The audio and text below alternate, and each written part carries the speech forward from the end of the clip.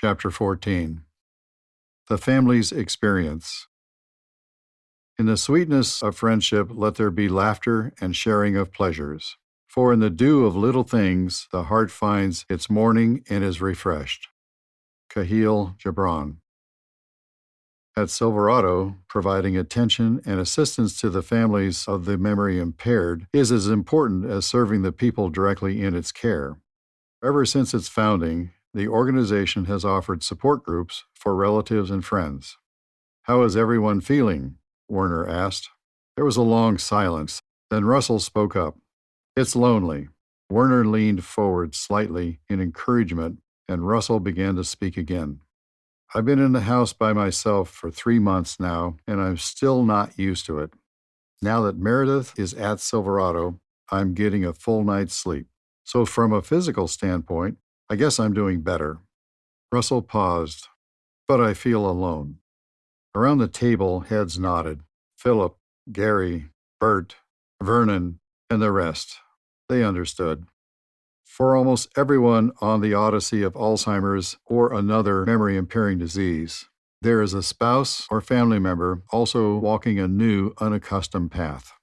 The final destination for the memory-impaired is sadly known. What lies over the horizon for those on the other trail, the husbands, wives, companions, and adult children, is less obvious.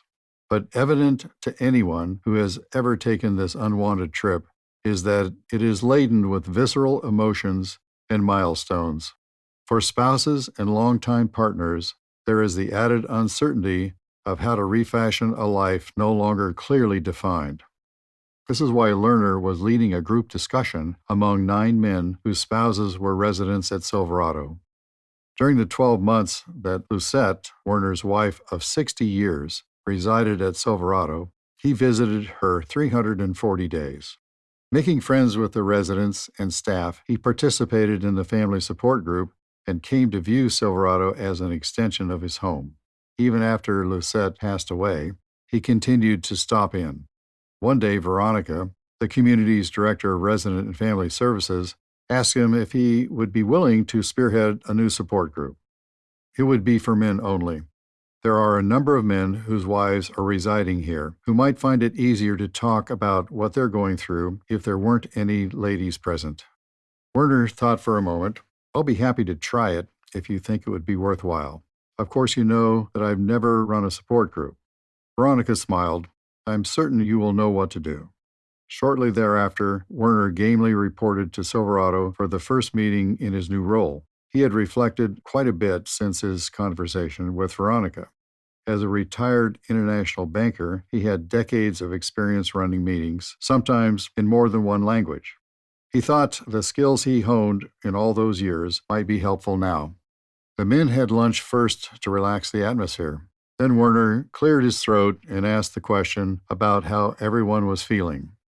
The ensuing silence sent a flicker of anxiety through Werner. What if the men found it too hard to discuss personal matters? But after Russell spoke of his loneliness, Werner jumped in. "I know what you mean. It's strange realizing that Jessica will never be in the bed beside me again. Often when I wake up, I think at first that she got up for a few minutes to go to the bathroom and that she'll be right back," Vernon said. He took a sip of water and continued. "In the last few months that Jessica lived at home, I moved into the guest room. She started thrashing a lot during the night, and I wasn't getting any rest. But no bed ever felt as empty as my bed feels now." When Vernon finished his comments, everyone remained quiet. Werner prepared to pose another question, but then Bert said, "I understand what you're saying. I've been by myself for more than a year now, and my children think I'm doing fine. I guess in a lot of ways I am. But missing their mother in bed isn't something I'm going to mention to them." Rueful smiles and a few knowing chuckles greeted Bert's remarks. In the hour that followed, Werner found that indeed the men spoke of intimate issues. Perhaps he thought it was the first time they had felt at liberty to do so. They came from varying walks of life, but they had in common the male mask of stoicism. They had worn this visage while coping with the changes memory impairment had wrought on the women they cherished. Sudden crying jags, anger, hurtful language, and the need for help in the bathroom. Many of the men had weathered these new behaviors for years as they cared for their spouses at home.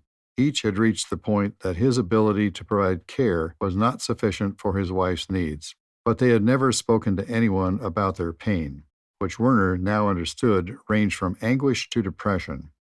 As the initial session wrapped up, the men made it clear they wanted the group to continue.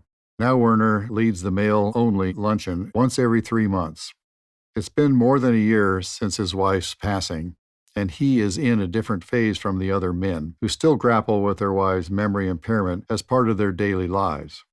I've gone through the whole cycle, from the beginning of my wife's symptoms to the end, Werner says. I know one of the hardest things for a spouse is that you don't know where this is going, what to expect. He recalls that when the men got together the first day, they started to make comparisons of their situations. They found comfort, understanding, and advice.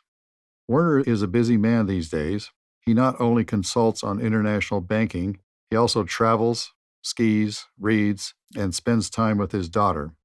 I feel guilty sometimes because of all the things I enjoy now without my wife here, he says in a soft voice. But I understand that life goes on and you have a certain responsibility to live it. Ken was shocked the first time the police came to the house and wanted to set up a command post. My mother is missing. She didn't rob a bank. At 52, Ken was not leading the life he had imagined for himself. He did not foresee having to summon the authorities to search for his mother, Marilyn, not just once, but frequently over a period of years. Nor did he anticipate having to explain to her over and over again that she was no longer allowed to drive. Every time Marilyn asked for her car keys, her anger and sorrow were fresh, as though she had just learned the news. And Ken never imagined leaving his career for part-time work because his mother's needs took so much of his time. I've always been close to my mother, says Ken. Despite a difficult marriage, she raised us 3 boys with grace. We always knew we could count on her. Now the roles are reversed. Being a caregiver teaches you how to really love someone. You embrace what honor thy father and mother truly means. When all of this is over, I will be able to say, I tried my best. When Marilyn was 77, she moved to Silverado and Ken became a regular participant at Silverado's monthly support groups. He finds that talking about his experience helps. As a caregiver, you experience a lot of isolation. You feel like you're watching the rest of the world go by and you're in a completely different place, having a completely different experience. With the support group, you know you're not the only one. Hearing what others have learned over the years brings perspective. It's an ongoing reinforcement process for what you're doing and feeling. Each week for 6 months, 6 women gathered in a local sewing shop to create a quilt. Some have never wielded a needle and thread before, but they were determined to learn. Each woman was creating a square to honor her husband. For Bruce, the square's theme would be football, a sport he played in his youth. A rose would represent Diane's husband, Tom.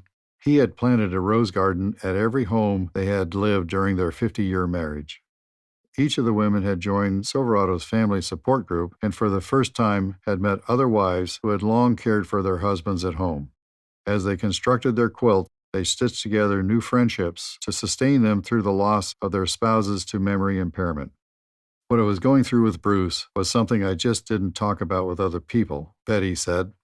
Her husband's condition was diagnosed 3 years before he came to Silverado. As his dementia progressed, he became verbally and physically aggressive, a situation Betty endured because of her love for him and firm belief in the vow she had taken for better or worse. When she finally admitted she could not handle Bruce's care at home anymore, he moved to Silverado. Betty felt defeated, as though she had failed everyone in the family. Then a simple exchange with another support group participant changed her life. The woman quietly confided to the group that her husband had been aggressive at home. Betty drew in her breath in surprise and said, "You too?" The two looked at each other with understanding. It was the beginning of liberation from the guilt, sorrow, anger, and isolation that each had felt for so long. Even when their adult children could not comprehend what caring for their memory-impaired fathers had been like, these new friends understood, didn't criticize their feelings or decisions, and offered unwavering solidarity. When one woman was feeling depressed, The rest of us were able to lift her spirits and comfort her, Diane said. Giving voice to emotions and regaining a perspective which had been lost in the stress of daily caregiving allowed Betty to fall in love with her husband again. She said, "When you're a full-time caregiver at home with a difficult person, you can forget how many years of your marriage were actually wonderful."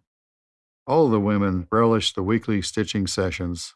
They laughed and experienced the satisfying sense of working alongside others to create something that mattered. When the project concluded and the quilt was displayed on the wall at Silverado, the women began considering their next group project. "We don't want to let go of each other.